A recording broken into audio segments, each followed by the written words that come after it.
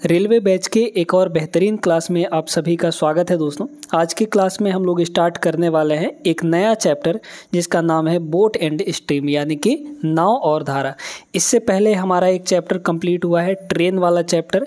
इससे भी पहले हमने टाइम एंड डिस्टेंस से रिलेटेड सवालों को किया था, उस चैप्टर को कंप्लीट किया था। तो आपको कोई दिक्कत नहीं होनी चाहिए इस चैप्टर को समझने में। चलिए हम लोग सवालों पर चलने से पहले इसके बेसिक कॉन्सेप्ट को समझते हैं और एक बार कॉन्सेप्ट समझ लिए तो फिर सवाल बनाना आसान हो जाएगा। तो देखिएगा, सबसे पहले यहाँ पर दो कंडीशंस बनते हैं जब भी हम बोट एंड स्ट्रीम के सवालों को बनाते हैं। तो दो चीज़ें होती हैं यहाँ पर। एक तो ये कि जैसे धारा बह रही है, नदी की धारा है ना, ये एक नदी की धारा है, ये बह रही है। अब इसमें बोट जो है यानी कि नाव, वो दो तरफ जा सकता है। एक तो धारा की दिशा में, मतलब कि जिधर नदी बह रही है उस दिशा में जा सकता है, या फिर उसके विपरीत दिशा में जा सकता है। दो ही कंडीशन बनेंगे यहाँ पर। तो पहले कंडीशन के लिए हम लोग बात करते हैं। मान लीजिए कि हमारा ये यहाँ पर नाव है और ये नाव जो है कहाँ जा रहा है, ये आपका इसी डायरेक्शन में जा रहा है, मतलब धारा के साथ साथ बह रहा है। तो ये बताइए कि जिस डायरेक्शन में नदी बह रही है उसी डायरेक्शन में अगर नाव को लेकर जाया जाए तो नाव की स्पीड बढ़ नहीं जाएगी? बिल्कुल बढ़ जाएगी, है ना भाई। मान लीजिए कि अभी नदी शांत है, इसका कोई मतलब कि जैसे तालाब में हम नाव चला रहे हैं तो तालाब में, तालाब का जल तो शांत होता है, वो तो कहीं नहीं बहता है। तो शांत जल में नाव की अपनी एक चाल होगी और उसी नाव को अगर नदी में उतार दिया जाए तो अगर नदी के साथ साथ वो बहेगा तो उसकी स्पीड तो बढ़ जाएगी, है कि नहीं। तो यहाँ पर दो चीज़ें होती हैं। एक तो हम यहाँ पर मानते हैं कि शांत जल में जो नाव की चाल होती है वो x होती है। इसको गांठ बांध लीजिए। शांत जल में एकदम शांत जल में जो नाव की चाल होती है वो हम लोग x मानते हैं, और साथ में जो करंट की स्पीड है यानी धारा, पानी के बहाव का जो गति है उसको हम लोग y मानते हैं दोस्तों। क्लियर हो गया। अब पहले कंडीशन की हम लोग बात करते हैं। पहले कंडीशन में हमारा जिस डायरेक्शन में धारा है उसी डायरेक्शन में नाव को ले जा रहे हैं, तो इसको हम लोग कहेंगे डाउन स्ट्रीम स्पीड।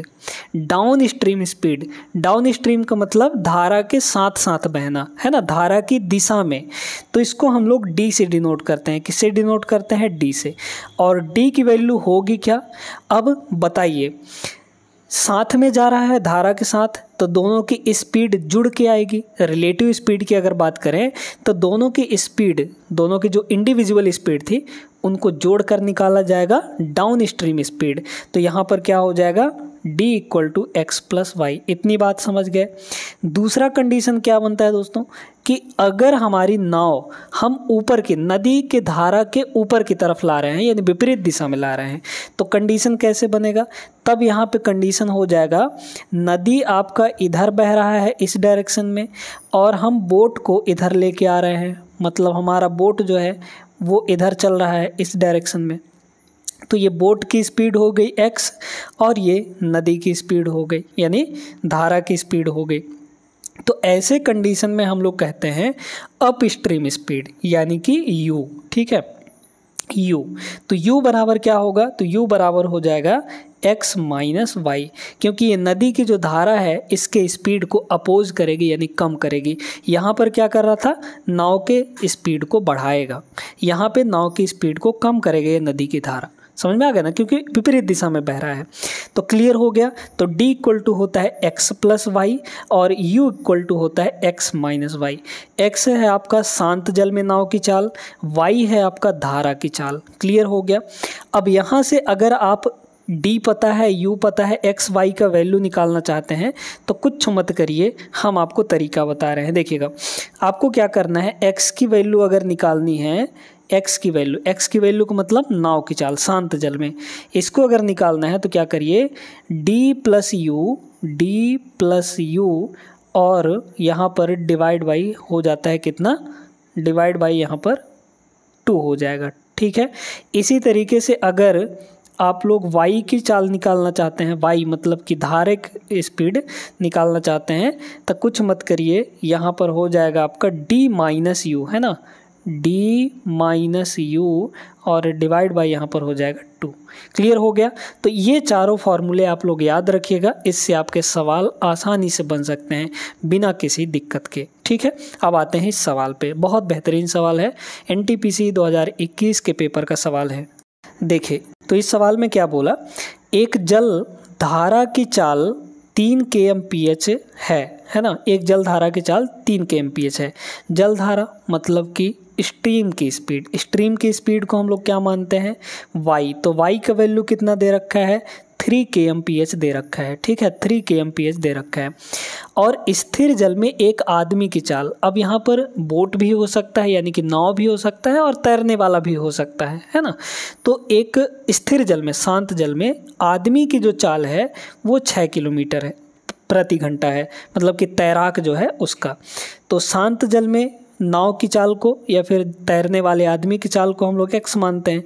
तो x की वैल्यू यहाँ पर 6 kmph है। बड़े ध्यान से समझते जाइएगा। अब इसमें ये बोला गया कि धारा की दिशा में 37 किलोमीटर की दूरी तैरने में आदमी द्वारा लिया गया समय ज्ञात कीजिए। अब क्योंकि धारा की दिशा में बोल रहा है ना, तो बताइए दोस्तों, अब यहाँ पे टाइम निकालना है। तो टाइम का वैल्यू क्या होता है, डिस्टेंस अपॉन स्पीड। ठीक है, distance upon speed, distance upon speed. बताइए डिस्टेंस कितना तैरना है इसको, 37 किलोमीटर। तो यहाँ पर हो गया 37 डिवाइड बाई, अब आते हैं स्पीड का। सारा खेल यहाँ पर स्पीड का है। ये बताइए कि धारा की दिशा में है, तो जिधर करंट बह रहा है उधर ही हमारा तैराक भी जा रहा है, आदमी भी जा रहा है। तो यहाँ पर स्पीड जुड़ जाएगी कि नहीं, यानी यहाँ पर हो गया डाउन स्ट्रीम स्पीड। और डाउन स्ट्रीम स्पीड क्या होता है, x प्लस वाई। ठीक है, तो x प्लस वाई यानी 3 और 6 यहाँ पर 9 हो जाएगा। ठीक है, 9 kmph आ गया और ये किलोमीटर में दिया ही था, तो ये आपका टोटल घंटे में आ जाएगा। तो 9 चौक 36, 4 सही बचा 1, तो 4 सही 1/9 घंटे इसका करेक्ट आंसर होगा। Option number C is the right answer. समझ में आया कि नहीं, एकदम बेहतरीन तरीके से आपको क्लियर हो गया होगा। आगे बढ़ते हैं। अगला सवाल देखिएगा, सेम सवाल है बट थोड़ा सा डिफरेंट है। क्या डिफरेंट है इसमें, शांत जल में एक नाव की गति यानी x। तो x की वैल्यू यहाँ पर कितनी दी गई है, 13 kmph। फिर बोला धारा की गति, तो धारा की गति यानी कि y, तो y दिया गया है 4 किलोमीटर प्रति घंटा।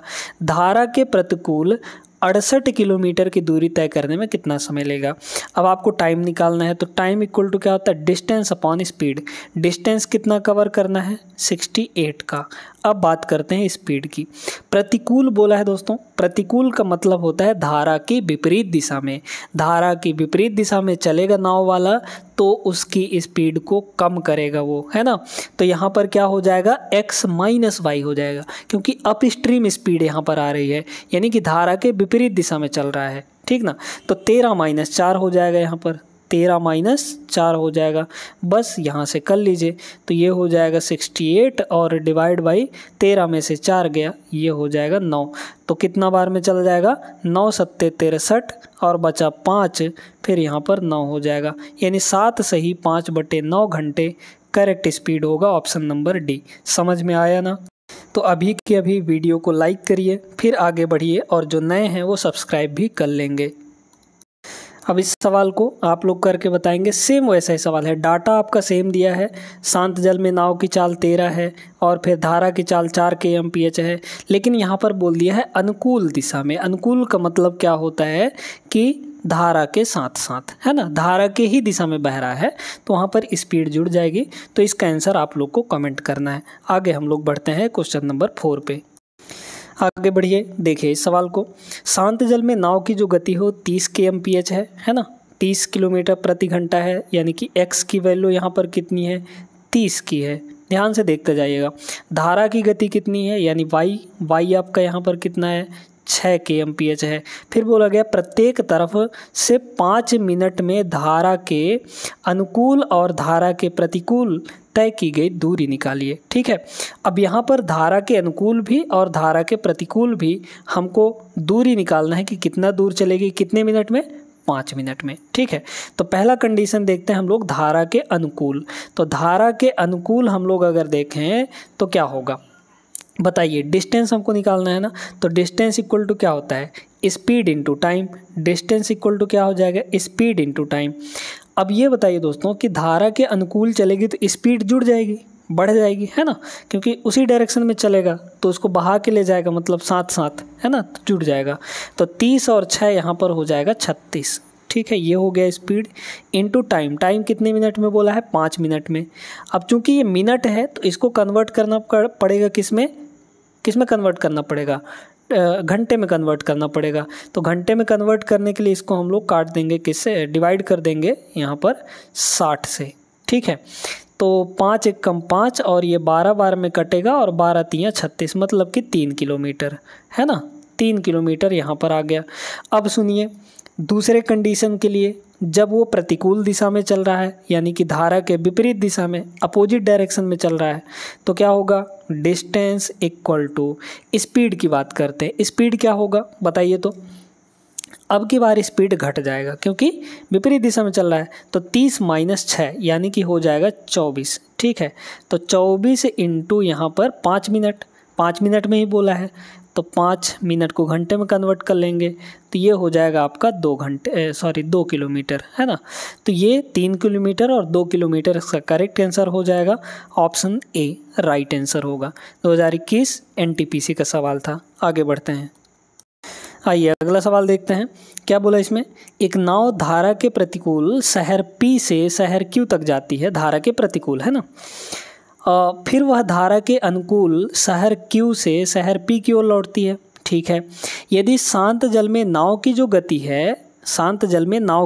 है, यानी कि x, तो x की वैल्यू यहाँ पर कितनी दी गई, 35 kmph। ठीक, और धारा की गति जो है यानी y, तो y यहाँ पर कितना है, यहाँ पर 5 किलोमीटर प्रति घंटा है। तो कुल यात्रा में नाव की औसत गति क्या होगी, कुल यात्रा में नाव की औसत गति हमको यहाँ पर निकालनी है दोस्तों। ठीक है, बहुत ध्यान से समझिए।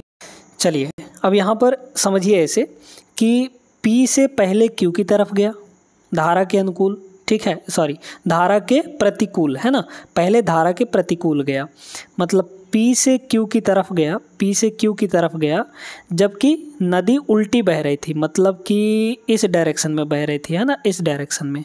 ठीक है, तो पहले वो P से Q तक गया, फिर Q से P तक आया धारा के अनुकूल जिधर बह रही थी। ठीक ना, कह रहा है कि यदि शांत जल में इतना चाल है नाव की और ये है धारा की चाल, तो ये बताइए दोस्तों कि डाउन स्ट्रीम स्पीड क्या होगा, या फिर पहले अप स्ट्रीम स्पीड निकालिए, यानी कि धारा के प्रतिकूल। ठीक है, तो अप स्ट्रीम स्पीड कितना हो जाएगा, यू की वैल्यू कितनी होगी, क्योंकि धारा के प्रतिकूल बह रहा है, तो धारा के प्रतिकूल में क्या हो जाएगा आपका माइनस हो जाता है, यानी x माइनस वाई हो जाएगा। तो 35 माइनस 5 कर देंगे, कितना हो जाएगा 30।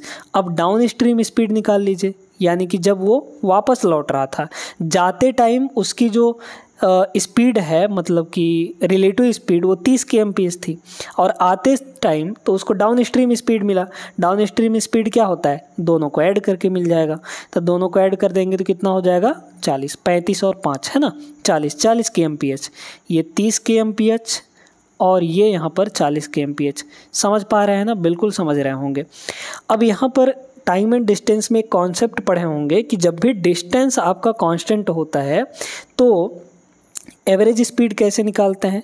तो एवरेज स्पीड आपका कैसे निकालेंगे, एवरेज स्पीड ये हो जाता है दोस्तों 2 इंटू पहली स्पीड। अब यहाँ पर थोड़ा ये समझिए कि डिस्टेंस कैसे कांस्टेंट हुआ।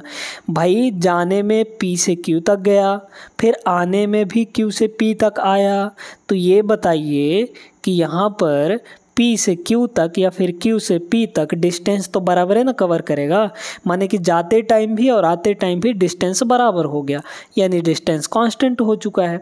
तो डिस्टेंस जब कांस्टेंट होता है तो एवरेज स्पीड कैसे निकालते हैं, 2 इंटू जाते टाइम का स्पीड कितना है, अप स्ट्रीम स्पीड जिसको हम लोग 30 कह रहे हैं, है ना, इंटू आते टाइम का स्पीड यानी कि 40, और डिवाइड बाई कितना होता है, डिवाइड बाय दोनों स्पीड का सम, यानी 30 और 40, तो 30 और 40 ये हो जाएगा 70। फॉर्मूला हम यहाँ पर लिख देते हैं, जब भी आपका डिस्टेंस कांस्टेंट होगा तो वहाँ पर एवरेज स्पीड जो है, एवरेज स्पीड वो क्या हो जाता है 2 × a, मतलब पहली स्पीड जाने का स्पीड, या फिर मतलब पहली स्पीड इंटू बी यानी कि दूसरी स्पीड अपॉन में a प्लस बी हो जाता है। तो 2ab upon a plus B ये एवरेज स्पीड का फॉर्मूला है। कब? जब डिस्टेंस कांस्टेंट हो। बस निकाल लीजिए यहाँ से कितना हो जाएगा। तो ये आपका कट जाएगा, 0 से 0 कट गया। ऊपर आपका कितना हुआ? तो यहाँ पर हो जाएगा 6, है ना, 3 दूना 6, 6 चौक 24 यानी 240। तो 240 डिवाइड बाई 7 करिए। 7 तियाँ ये हो गया 21, 7 त्रिक 21 हो गया। फिर बचा यहाँ पर 3, तो 7 चौका 28, है ना, 7 चौका 28। तो 34 पॉइंट कुछ आएगा, और 34 सिर्फ एक ही ऑप्शन में दिख रहा है, बी में। यही आपका करेक्ट आंसर हो जाएगा। आगे बढ़ते हैं। उम्मीद करते हैं ये सवाल आपको समझ में आ गया होगा। बढ़ते हैं अगले सवाल पर। चलिए देखिएगा, यहाँ पे क्या बोला, शांत जल में एक नाव की जो गति है, शांत जल में नाव की गति को हम लोग क्या मानते हैं? x मानते हैं। तो x की वैल्यू यहाँ पर 11 kmph दी गई है।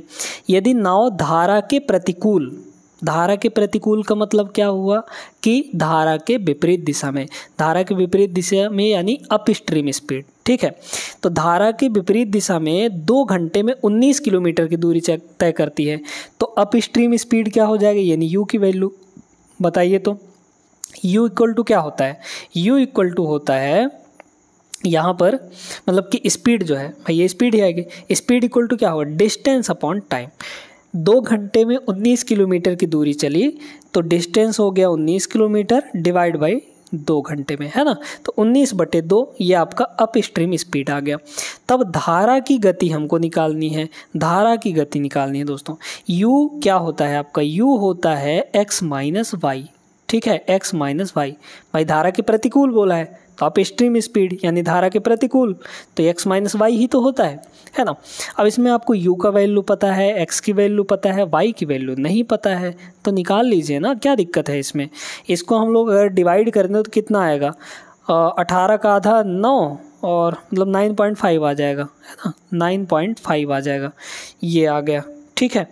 तो अब यहाँ से y की अगर वैल्यू निकालेंगे तो कितना हो जाएगा? x माइनस यू हो जाएगा, और x की वैल्यू है 11 माइनस u की वैल्यू है 9.5, यानी ये आ गया 1.5। तो 1.5 kmph जो है वो धारा की स्पीड होने वाली है। Option number A right answer होगा। आगे बढ़ जाएं जल्दी से।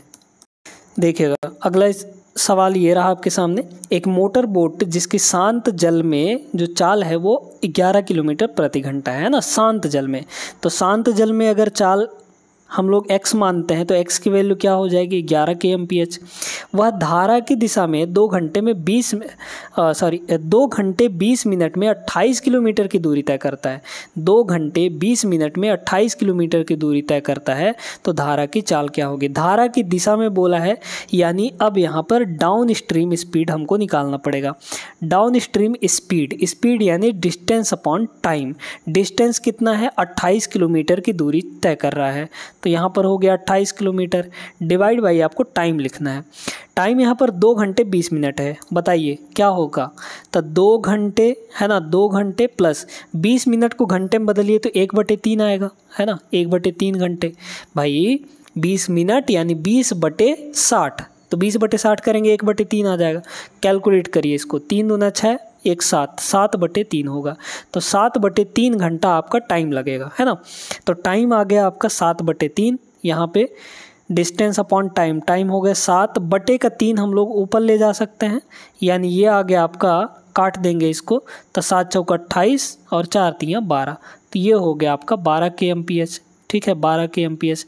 अब क्या बोला? धारा की चाल निकालनी है आपको। d इक्वल टू क्या होता है? d इक्वल टू होता है x प्लस वाई, है ना, x प्लस वाई। y क्या है? धारा की चाल है ना।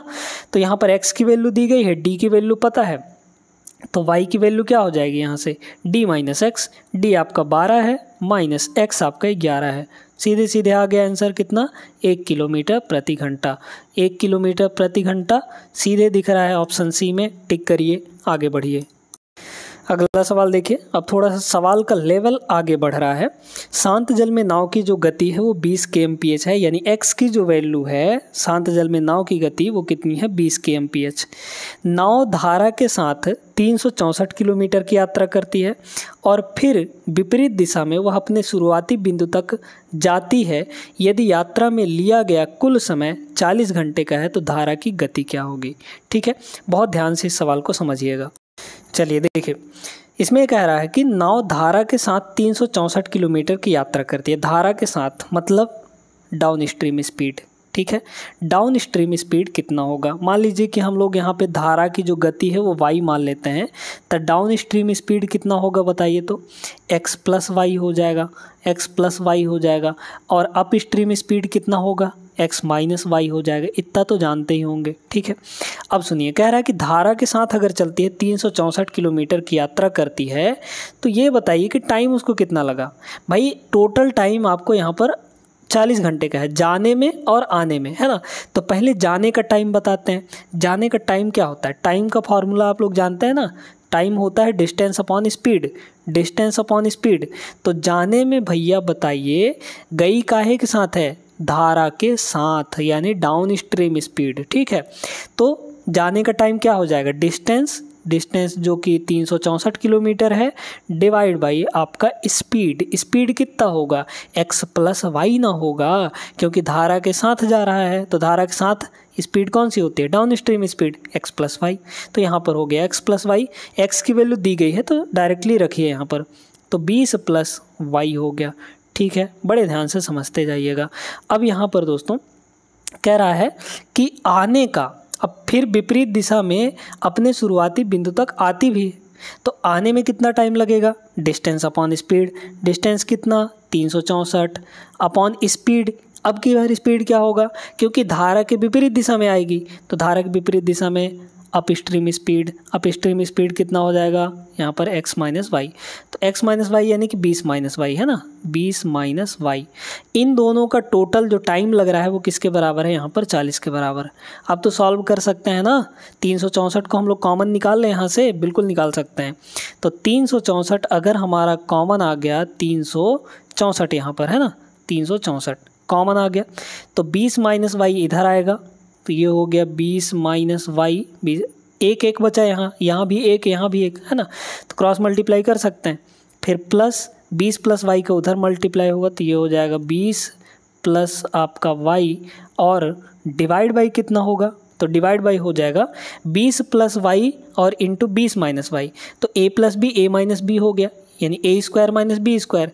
तो a स्क्वायर कितना हुआ, a स्क्वायर बताइए कितना हो जाएगा, मतलब कि 20 का स्क्वायर तो 400, तो 400 माइनस वाई स्क्वायर ये हो गया, और इक्वल टू इधर है आपका 40। क्लियर है इतना, ठीक है। अब काट दीजिए, प्लस वाई से माइनस वाई आपका ख़त्म हुआ, ऊपर क्या बचा यहाँ पर 20 और 20 40। ठीक है, 20 और 20 कितना बचा, 40 बचा। तो इधर है 364। अब यहाँ पर थोड़ा सा ऊपर हमको इरेज करना पड़ेगा, है ना। चलिए इसको थोड़ा छोटा कर दिए हैं ताकि जगह मिल जाए, है ना। तो देखिए ऊपर हुआ आपका इस साइड में 364, ध्यान से देखते जाइएगा, इनटू यहाँ पर 20 और 20 40 और इक्वल टू ये 400 माइनस वाई स्क्वायर उधर जाके मल्टीप्लाई हो जाएगा, तो 40 इंटू ये हुआ 400 माइनस वाई स्क्वायर। तो ये तो कट गया भैया, ये कट गया आपका, है ना। तो वाई स्क्वायर को इधर अगर हम ले आएँ तो कितना होगा, तो प्लस का वाई स्क्वायर हो जाएगा, और इक्वल टू ये 400 इधर है, 364 उधर जाके घट जाएगा। तो 400 में 364 घटाएंगे तो कितना आ जाएगा, 36 आ जाएगा। मतलब y की जो वैल्यू है यहाँ से कितनी आ गई, 6 kmph आ गई, और 6 kmph इस सवाल का सही जवाब होगा option number D is the right answer. I hope सभी लोग क्लियर हो गया होगा सभी को। आगे बढ़ते हैं। अगला सवाल ये रहा दोस्तों हमारे सामने, बहुत बेहतरीन सवाल है। एक स्थिर जल में नाव की जो चाल है वो 15 kmph दी गई है तथा धारा की चाल 3 kmph है। ठीक, x और y दोनों की वैल्यू दी गई है। x की वैल्यू दी गई है 15 kmph और y की वैल्यू दी गई है यहाँ पर 3 kmph, है ना। धारा की चाल, धारा की विपरीत दिशा में और धारा की दिशा में दो यात्राओं को पूरा करने में लगने वाला समय के बीच का अंतर अर्थात एक छोर से दूसरे छोर तक जाना और वापस आना और उसी का फिर से दोहराना 10 मिनट है ना। टाइम जो लग रहा है वो 10 मिनट लग रहा है। दोनों छोरों के बीच की दूरी कितनी होगी? देखिएगा, इसमें ये बोला कि भैया यहाँ पे धारा की विपरीत दिशा और धारा की दिशा में 2 यात्राओं को पूरा करने में लगने वाले समय का अंतर जो है वो 10 मिनट के बराबर है। अभी वो भी ब्रैकेट में आपको दे रखा है कि 2 बार फिर से दोहराना है। कैसे, समझिएगा। यहाँ पर देखिए कि पहले वो धारा के विपरीत दिशा में इधर से इधर गया, फिर आया, फिर गया, फिर आया, इस तरीके से, है ना। तब मतलब 2 बार गया और 2 बार वापस आया, 2 बार गया 2 बार वापस आया। तो ये बताइए कि 2 बार जाने में जो टाइम लगेगा और 2 बार आने में जो टाइम लगेगा उनका अंतर बोला है यहाँ पर 10 मिनट के बराबर है। ठीक है, तो एक बार जाने में समय कितना लगेगा ये बताइए। भाई जाने में मतलब धारा की विपरीत दिशा में जा रहा है, तो धारा की विपरीत दिशा में क्या हो जाएगा? धारा की विपरीत दिशा में यानी कि अप स्ट्रीम स्पीड, तो अप स्ट्रीम स्पीड कितना होगा?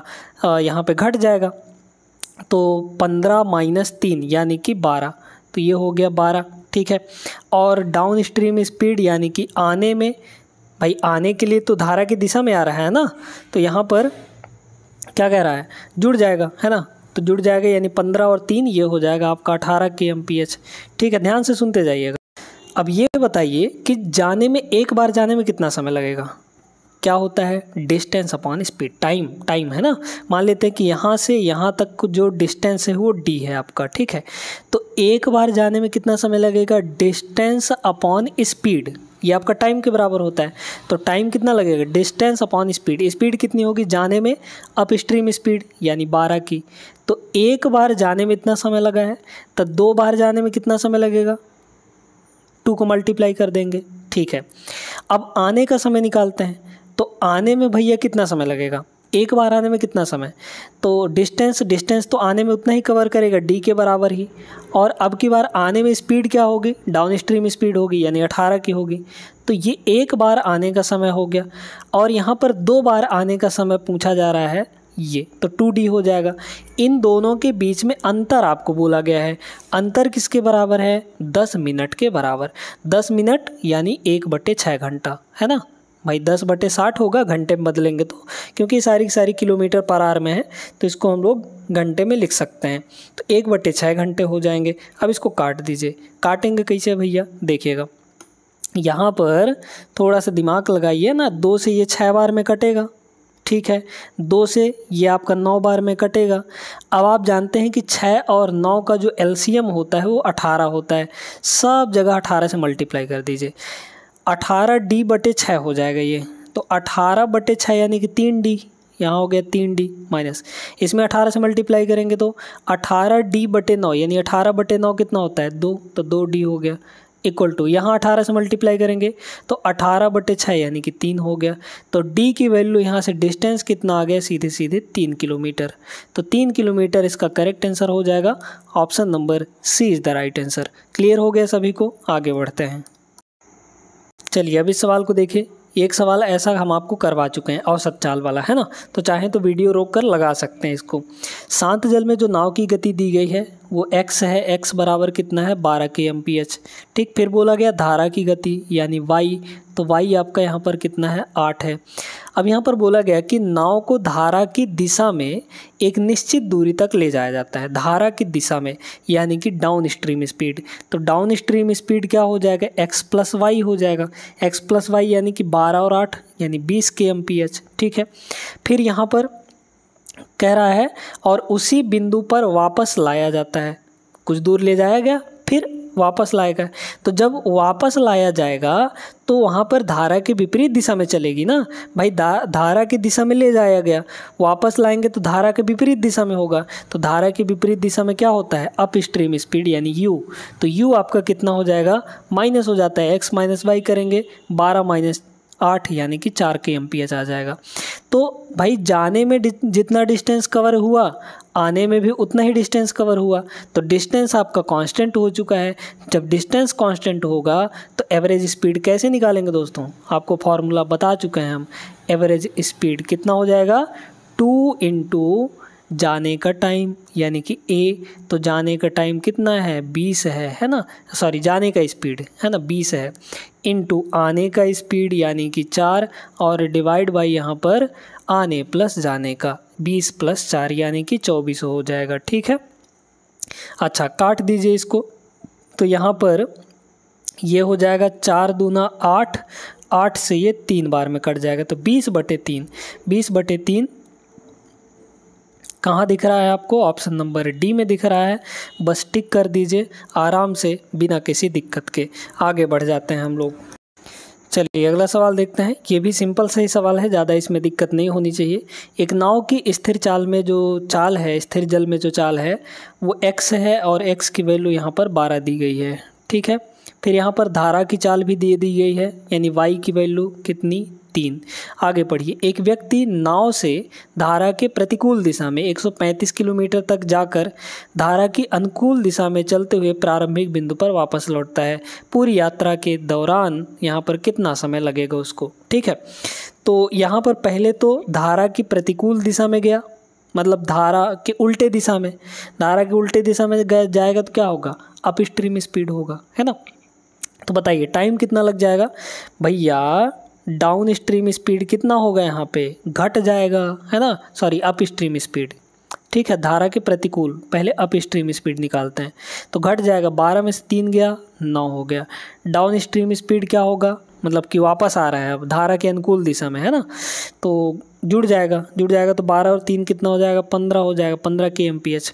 अब बताइए जाने में कितना समय लगेगा, डिस्टेंस कितना है 135, डिस्टेंस अपॉन स्पीड ही ना टाइम होता है, स्पीड जाने में स्पीड कितने की है 9 की, तो यहाँ पर हो गया 9 प्लस आने में कितना समय लगेगा, तो डिस्टेंस कितना 135 और आने का स्पीड कितना है 15। ठीक है, तो 9 से ये 15 बार में कट जाएगा, 15 नहीं 135 होता है, प्लस 15 से ये 9 बार में कट जाएगा, तो 15 और 9 यहाँ पर ये हो गया 24, तो 24 घंटे का यहाँ पर समय लगने वाला है, यानी सीधे सीधे 1 दिन। ऑप्शन नंबर ए करेक्ट होगा। आगे बढ़ जाइए बड़े प्यार से।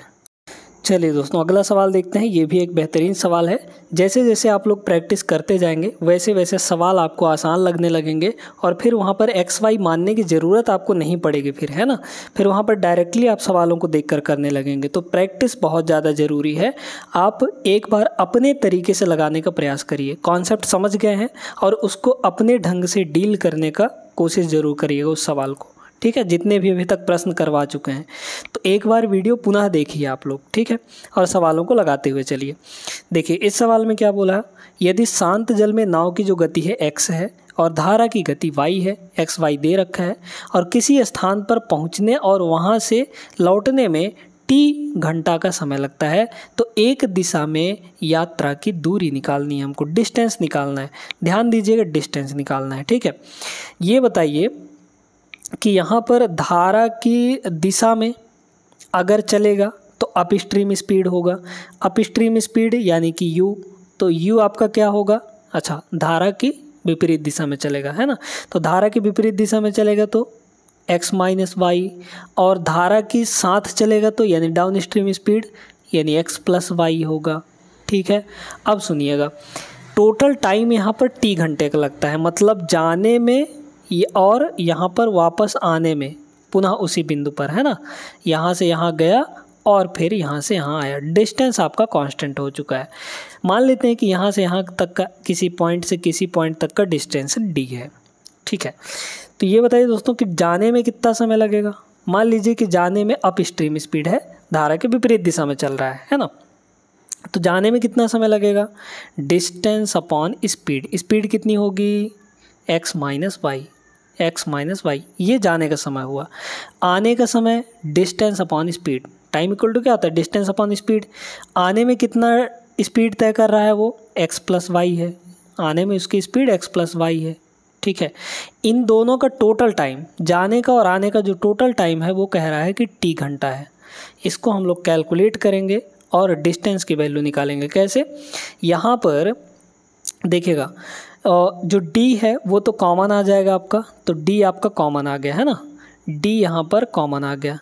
अब जैसे ही d कॉमन आया, यहाँ भी एक बचा, यहाँ भी एक बचा, तो बताइए x प्लस वाई इधर मल्टीप्लाई होगा तो x प्लस वाई हो गया, प्लस x माइनस वाई के इधर 1 से मल्टीप्लाई होगा तो x माइनस वाई बनेगा ये, और डिवाइड बाई यहाँ पर क्या होगा, नीचे नीचे का मल्टीप्लाई, इन x minus Y into X plus Y, ये तो आपका X square minus Y square होता है ना, X square minus Y square होता है, इक्वल टू इधर है t के बराबर। अब आप डायरेक्टली यहाँ से निकाल सकते हैं, प्लस वाई माइनस वाई ख़त्म, x और x 2x हो जाएगा, तो d की वैल्यू आप डायरेक्ट निकालिए, इधर है t तो t ये हो गया, और X square minus Y square उधर जाके मल्टीप्लाई होगा, X square minus Y square, है ना, और डिवाइड में ये जो 2x था, x प्लस एक्स 2x में इधर मल्टीप्लाई में था तो इधर आके डिवाइड हो जाएगा, यानी 2x। तो कौन सा ऑप्शन आ रहा है आपका, ऑप्शन नंबर बी आ रहा है दोस्तों। इतने किलोमीटर आपका आंसर हो जाएगा। समझ में आया कि नहीं, समझ में आया है तुरंत लाइक कर दीजिए। और यहाँ पर आज इस वीडियो को रोकते हैं क्योंकि वीडियो थोड़ा लंबा हो जा रहा है, तो आप लोग भी सोच रहे होंगे कि बंद काहे नहीं कर रहे हैं, वैसे भी आप लोग का पढ़ने का मन नहीं करता है, ठीक ना। तो अगले वीडियो में हम लोग क्वेश्चन नंबर 13 से शुरू करने वाले हैं। इसमें ज़्यादा प्रश्न नहीं है, लगभग 40-45 प्रश्न हैं, तो आराम से 2-3 क्लासेस में हो जाएंगे। मिलते हैं अगले क्लास में। ये वीडियो कैसी लगी कमेंट करके बताइएगा। अगर पसंद आई हो तो लाइक करिए और चैनल को ज़रूर सब्सक्राइब कर ले, जो चैनल पर नए हैं बेल आइकन ज़रूर चाप दीजिएगा, ठीक है। मिलते हैं अगले क्लास में, तब तक के लिए जय हिंद।